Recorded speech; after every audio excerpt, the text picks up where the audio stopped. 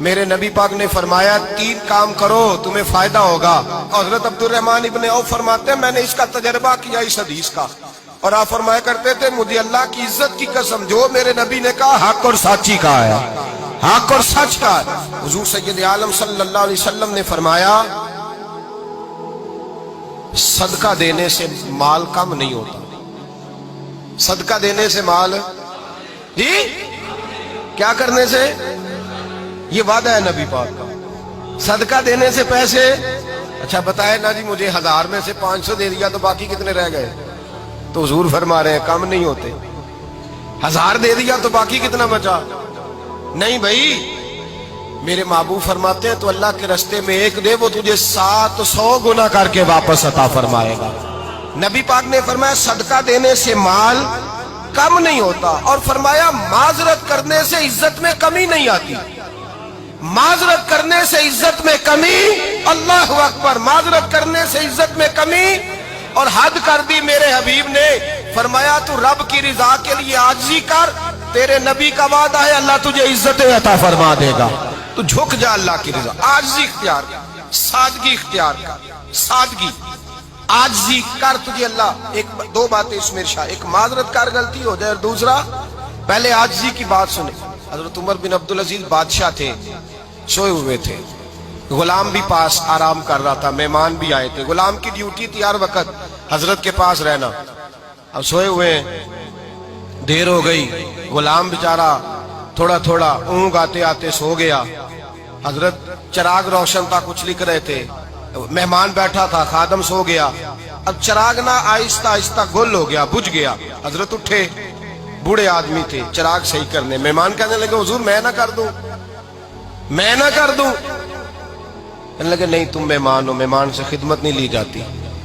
تو اس نے کہا غلام کو جگائیے. فرمانے لگے ابھی تو بیچارہ سویا ہے اور نیند سے بیدار کر دوں. خود گئے, اس میں تیل دوبارہ ڈالا, بتی ٹھیک کی, جلائی, واپس آ گئے. وہ مہمان, اب بادشاہ کا مہمان بھی تو کوئی بادشاہ ہی ہوگا نا. کہنے لگا حضور آپ اپنے کام خود کرتے ہیں, کیا لفظ ہے, کیا حسن ہے, اور 2 جملوں میں کیا تاثیر ہے. آپ فرمانے لگے ہاں میں اپنے کام خود کرتا ہوں. جب میں گیا تھا تب بھی عمر بن عبدالعزیز ہی تھا, اور جب چراغ صحیح کر کے واپس آیا ہوں تو پھر بھی عمر بن عبدالعزیز ہی ہوں. میرے اندر کوئی تبدیلی آئی, میں وہی ہوں جو گیا تھا. حضرت سیدنا فاروق اعظم رضی اللہ تعالیٰ عنہ فرماتے میں بیٹھا تھا, اور ابھی 3 دن ہوئے تھے نبی پاک صلی اللہ علیہ وسلم کے وصال ظاہری کو. میں بیٹھا ہوا تھا, 2-3 بچیاں آ گئی, اور حضرت ابو بکر صدیق رضی اللہ تعالیٰ عنہ کے سامنے آ کے بیٹھ کے رونے لگی. جناب صدیق اکبر رضی اللہ تعالیٰ عنہ کا بچیوں روتی کیوں ہو؟ تو کہنے لگے آپ خلیفہ بن گئے ہیں. جب سے ہمارے ابا کا انتقال ہوا تھا ہمارا ذریعہ معاش یہ تھا کہ ہم نے بکریاں رکھی ہوئی تھی. آپ روز آتے تھے, بکریوں کا دودھ دھوتے تھے, ہم پی بھی لیتی تھی, بیچ کے گزارا بھی کر لیتی. اب آپ تو خلیفہ بن گئے, کون آیا کرے گا؟ تو حضرت ابو بکر صدیق فرمانے لگے تمہیں پتہ ہے جو خلیفہ ہوتا ہے وہ تو خادم ہوتا ہے قوم کا, میں آیا کروں گا. حضرت ابو بکر صدیق روزانہ اٹھتے عصر کے بعد اور جاتے, خلیفہ ہونے کے باوجود ان بچیوں کی بکریوں کو پکڑتے, دودھ دھوتے, ان کے گھر میں دے کے آتے. حضرت فاروق اعظم جب بھی دیکھتے تو کہتے ابو بکر تو پیچھے آنے والوں کے لیے رستہ بڑا مشکل کر رہا ہے, بڑا مشکل کر رہا ہے. جگر راہ وفا میں نقش ایسے چھوڑ آیا ہوں, میں جس منزل سے گزرا ہوں وہ اب تک یاد کرتی ہے. حضرت سلمان فارسی رضی اللہ تعالیٰ عنہ صوبے کے گورنر تھے, سادہ سا لباس پہن کر, سادہ سا, بس اسٹاپ پہ کھڑے تھے, جہاں سے لوگ اندر داخل ہوتے تھے, جہاں سواریاں باندھی جاتی تھی, آج ہم اپنے زبان میں اسے بس اسٹاپ کہتے. باہر کھڑے تھے, کوئی مہمان آ گیا کسی کا, اس نے دیکھا سادے سے کپڑے ہیں, خستہ سی حالی ہے, اس نے سمجھا کوئی کلی ہے شاید, معاذ اللہ کوئی ملازم ہے. کہنے لگا خادم ادھر آؤ, ادھر آؤ. آپ قریب گئے, کہنے لگے میرا سامان اٹھاؤ. امام غزالی فرماتے ہیں جب تو علم پڑھنے بیٹھتا ہے تو یہ بھی خیال کرنا تیرے اندر تکبر کا بوٹا نہ لگ جائے, عاجزی اختیار کرنا. عاجزی, سر پہ رکھا ہوا ہے سامان. حضرت سلمان فارسی نے, گورنر صاحب نے, اس آدمی کا, مہمان کا سر پہ سامان رکھا اور جا رہے. سنو اور غور کرو. جب جا رہے تھے جو آدمی بھی ملتا گورنر صاحب ہمیں دے دے. مہمان پریشان ہو گئے, کہنے لگے حضور آپ گورنر ہیں؟ فرمانے لگے نہیں, یہ تو میرا دنیاداری کا نام ہے جو ان لوگوں نے رکھا ہوا ہے، اصل میرا نام وہی ہے جو تو نے لے کے پکارا ہے، اصل نام وہی ہے۔ تو نے کہا غلام ادھر آ، آپ فرمانے لگے پہلے میں ایک یہودی کا غلام تھا، پھر رب تعالیٰ نے فضل کیا تو میں محمد عربی کا غلام ہو گیا، رسول اللہ کا غلام ہوں، اور جب میں نبی پاک کا غلام ہوا ہوں تو اس سارے صوبے کا امام ہو گیا ہوں، تو اصل تو میں غلام ہی ہوا نا۔ دوسرا میرے نبی پاک صلی اللہ علیہ وسلم نے ایک تو عاجزی سے عزت ملتی ہے، تکبر سے عزت، وہ جو بندہ جھجکتا ہے نا تیرے نیڑے جانے سے، تو کہتا ہے میری بڑی عزت کرتا ہے، وہ عزت نہیں کرتا۔